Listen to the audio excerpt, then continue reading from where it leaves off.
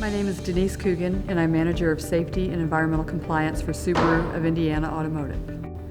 Subaru's always been a very environmentally conscious company, but in about 2002, they challenged us to become zero landfill before 2006.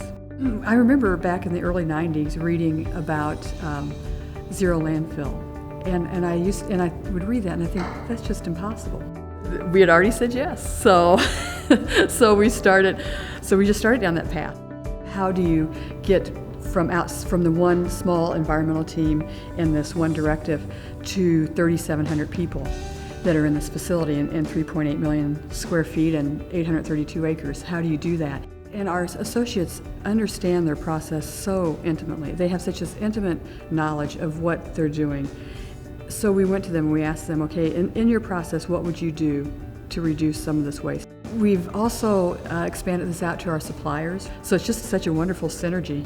And we didn't really know where to start, so we thought, well, we'll dumpster dive. So we'll just take all of the containers that we have around the plant and we'll turn them over. Between shifts we go through and we just turn them back over and we put everything in piles. It was about looking at our process very keenly and really giving it a laser look at what we were doing. And then we made a list, starting with the largest amount down to the smallest. We had to go looking for where that would come from.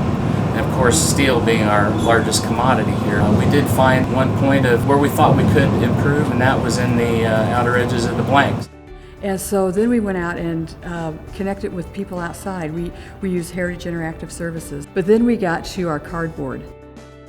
So when they approached us, we were very, very interested from just the innovation and the different way that they were planning to think about how we were even going to implement a program like that, since it wasn't even done anywhere in the United States at that point. And then from there we went to little things like, you're welding the card. As the day goes on, that copper tip becomes blunt and dull.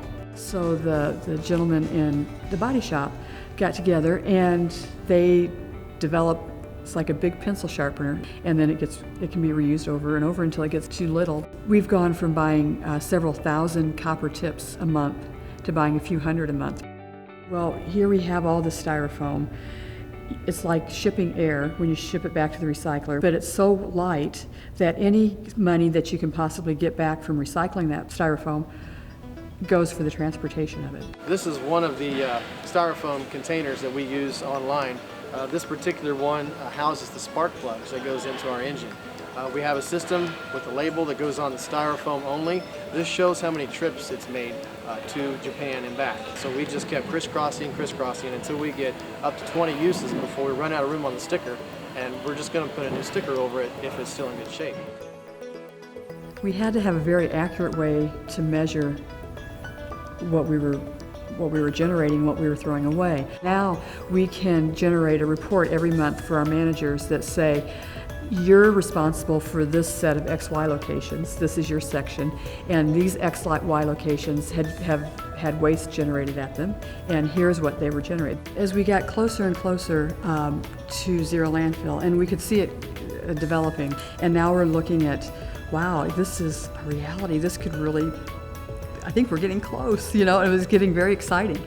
We have a small percentage of waste that we send to Energy from Waste facility. Our paper towels from the restrooms and our cafeteria waste, our lunch waste, things like that.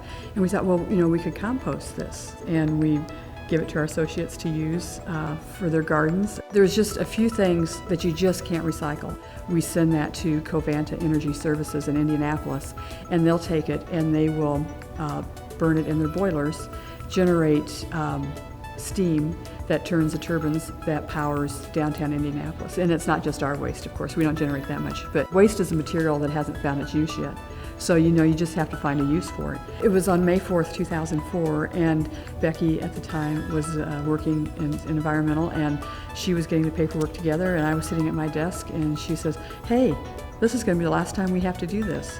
We're going to be zero landfill after today. And it was like, hey, yeah, we are, aren't we? Cool. It was a big moment. And we thought, well, is it for real? Did we really do it? Is it really real? And And then every week would tick by, and we were still there. And it was like, this is for real, you know. And then we felt a little more comfortable going to my manager's boss, Tom Easterday, and saying, we did it. So we take into account all the cost of the program, and there are many costs that go into that. And the bean counters, you know, have every nickel counted for, so we know the cost of the program. Over the last 5 years, we've enjoyed a $10 million benefit over the cost of our program. So when people say it costs too much to be environmentally friendly, but we say, no, it costs too much not to be environmentally friendly, because waste is money. And when you're bringing in waste, you're having to pay for that to bring it in, you're paying to have it handled while it's here, and then you're paying to have it thrown away.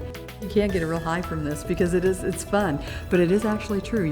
We really are zero landfill. Nothing goes to a landfill. On Monday mornings, I put more trash on my curb on Monday mornings to go to a landfill than this 3.8 million square foot facility does and has since May 4th of 2004.